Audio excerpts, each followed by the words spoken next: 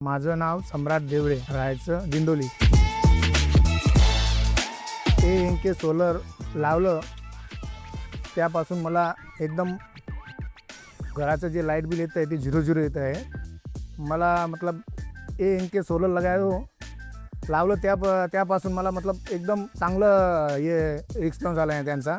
आमच्या बाजूच्या सोसायटीमध्ये दोस्ताराने लावलं होतं, त्यांनी सांगितलं की भाई सोलर लय चांगलं आहे। तर त्यांचा रिझल्ट मी बघून मी बी माझ्या घरात लावलेलं आहे।